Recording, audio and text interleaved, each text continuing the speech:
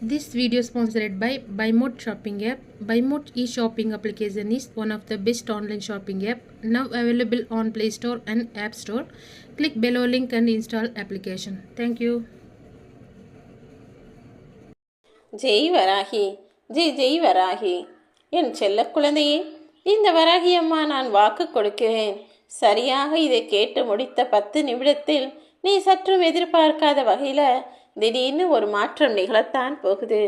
காரணம் இல்லாமல் இந்த வராகி தாய் உன்னை தேடி வரவில்லை என் செல்லமே. முடிந்த அளவுக்கு நீ எப்போதும் நல்ல செயல்களை செஞ்சினா இந்த வராகி அம்மா நானும் உன் கூடவே உனக்கு துணையாக இருப்பேன். உன் உடலை நீ ஆரோக்கியமாக வச்சுக்கிறது தானே எல்லாருக்கும் நல்லது. மனித உடலை காட்டிலும் சிறந்த புனித தலமும் ஆலயமும் கோவிலும் எங்கே இருக்குது? நீ நல்ல செயல்களை செஞ்சு நல்ல மனசோட எல்லாருக்கும் நல்லதையே நினச்சினா உன்னுடைய உடலும் மனதும் இலகுவாக நல்ல ஆரோக்கியத்தோடு இருக்கும். அப்படிப்பட்ட ஆரோக்கியத்துடன் கூடிய கோயிலாக இருக்கக்கூடிய ஓ மனசில் இந்த வராகி அம்மா நானும் வந்து தங்குவேன் அல்லவா?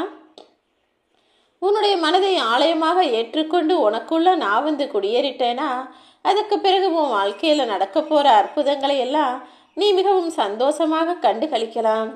எதிர்காலத்தில் என்ன ஆகுமோ நினச்சி பயந்துக்கிட்டே இருக்கிறவனால நிம்மதியாக வாழவும் முடியாது, எதையும் சாதிக்கவும் முடியாது.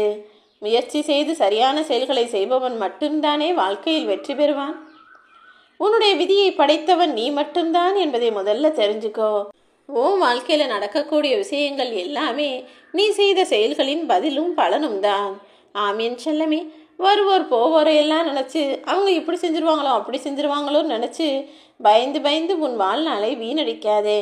நீ எந்த செயலில் இறங்கினாலும் முதல்ல நீ உன்னை நம்பினால் நிச்சயமாக சாதிக்க முடியும். இந்த உலகத்தில் எதிரியிடம் தோத்து போனவங்களை விட தன்னுடன் நிழல் போல கூடவே இருந்து ஏமாற்றப்பட்ட மனிதர்களால் ஏமாந்தவர்கள் தான் அதிகம்.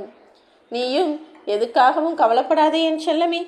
உன்னை சுற்றி யார் எப்படிப்பட்ட மனிதர்களாக இருந்தாலும் உனக்கான வாழ்க்கையை அழகாய் அம்சமாய் அமைச்சு கொடுக்க வேண்டியது என்னுடைய பொறுப்பு. நான் யாரையுமே நம்ப முடியலையே நீ வருத்தப்பட்டு சொல்லக்கூடிய அந்த சொல்லில் அதிக வார்த்தைகள் அதிக அர்த்தம் மறைஞ்சிருக்குன்னு எனக்கு தெரியும்.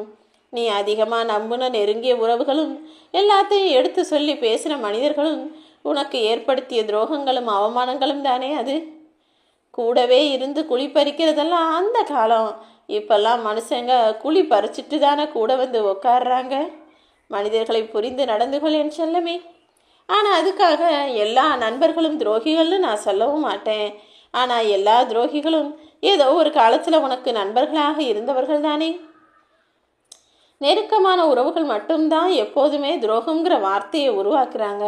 அவர்கள் தான் நம்புக மனிதர்களை ஏமாற்றி ஏதோ ஒரு வகையில் தனக்கு சாதகமாக விஷயத்தை முடிச்சுக்கிறாங்க.